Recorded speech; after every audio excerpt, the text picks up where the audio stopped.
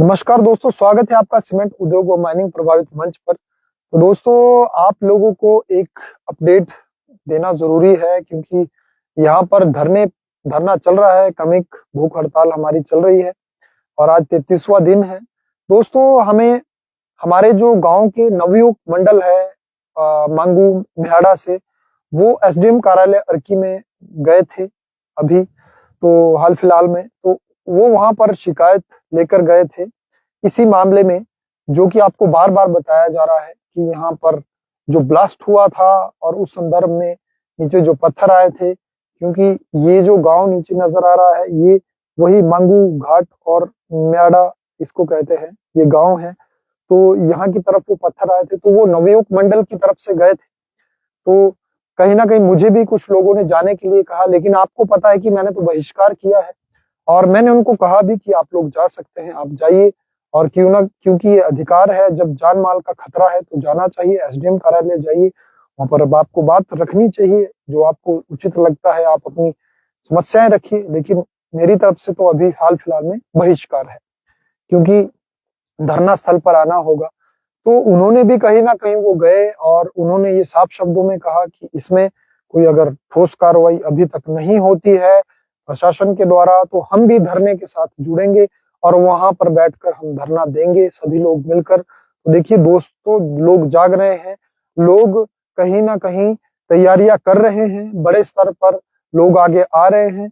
और क्योंकि सबको पता है अभी खतरे में तो है, कंपनी काम कर रही है, अपनी अवैध खनन कर रही है। तो उन्होंने एसडीएम कार्यालय में जाकर ये बात कह दी है कि अगर हमारी बातों को नजरअंदाज किया गया तो हम सभी लोग और उग्र धरना करने वाले हैं।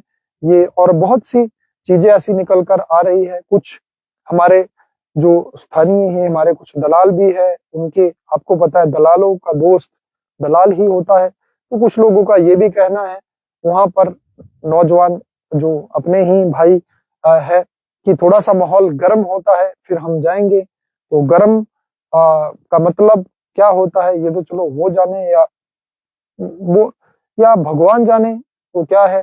लेकिन देखिए कि कहीं ना कहीं लोग जो हमारे भाई हैं वो आने के लिए तो बिल्कुल तैयार है, क्योंकि वो भी कहीं ना कहीं मौके की तलाश में है और वो इंतजार कर रहे हैं किसी ना किसी ऐसे मौके का कि जब कंपनी की घेराबंदी की जाए। तो भाइयों, आप लोगों का स्वागत है और जो जो भाई हमें ये अपडेट दे रहे हैं, आप लोगों का भी बहुत बहुत धन्यवाद।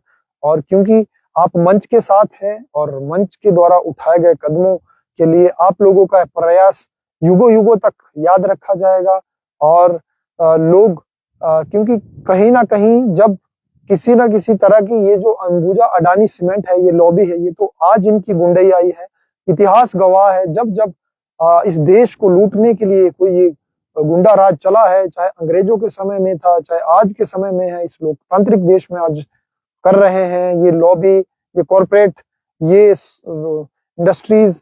लेकिन उनको एक्सपोज करने वाले इन्हीं में कुछ अधिकारी हैं, हमारे गांव के कुछ भाई हैं जो हमें हमारे मंच को आज अपडेट दे रहे हैं। अंग्रेजों के समय में भी ऐसे हमारे भाई थे जिन्होंने ऐसी बातें लोगों तक पहुंचाई, उन क्रांतिकारियों तक पहुंचाई। तो आप लोगों का बहुत बहुत धन्यवाद।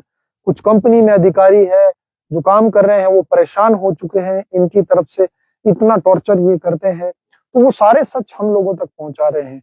तो वो अच्छी बात है, आप लोगों को सारे जितने भी दस्तावेज हैं वो हमारे पास है। समय आने पर आप लोगों के अधिकार आपको जरूर मिलेंगे। तो वीडियो को दोस्तों ज्यादा से ज्यादा शेयर करें, क्योंकि ये सच के लिए लड़ाई है और ये हकों की लड़ाई है, ये इन पहाड़ों की लड़ाई है।